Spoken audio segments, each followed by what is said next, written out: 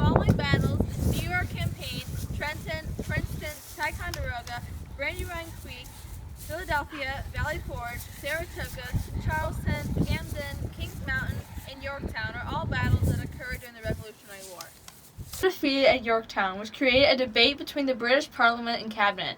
After the debate, the British came to the conclusion that the war was unwinnable. This war is unwinnable with all of these defeats! The British decided to attempt to make peace with the Americans, thinking it was the only way of avoiding defeat. They wrote a letter to Benjamin Franklin saying they want to make peace and that they would treat the U.S. as an independent state if they stopped being allied with the French. This is a great offer, but if we left the French, we won't be as strong as we are now. In April, the British and Americans negotiated in Paris. Representing the British was Richard Oswald. Representing the Americans was Benjamin Franklin.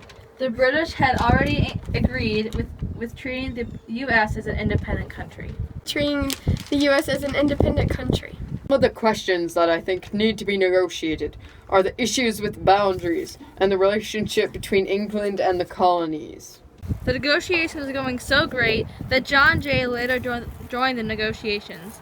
John Jay wrote a letter to John Adams to tell him to come to Paris. On November 29th, the negotiations were over.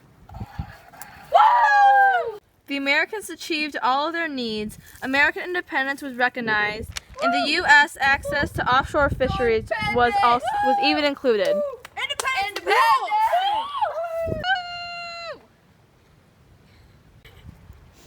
On April 9, 1783, General Washington gave the order to his troops to stop all acts of hostility.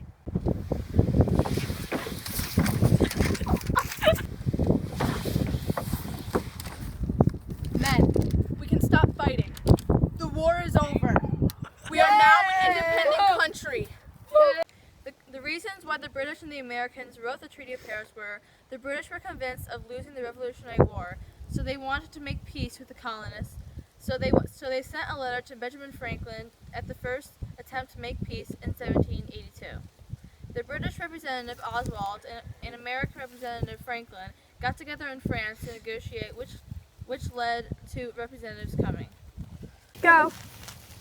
The effects the Treaty of Paris had on the colonists were they became a free and independent country, and they had the rights of a free country. The effect the Treaty of Paris had on the British was the king had to acknowledge that the United States is free, and they lost the Revolutionary War. Oswald! Can you hear me? I can hear you! France, where they wrote and negotiated the Treaty of Paris, was very far away from the U.S., which made it hard for representatives to get there quickly. We're independent! To conclude, the Treaty of Paris was signed on September 3, 1783. It marked the end of the Revolutionary War and provided Americans with the rights they wanted and brought peace between America and England, all thanks to the Treaty of Paris and the men involved. Who are you?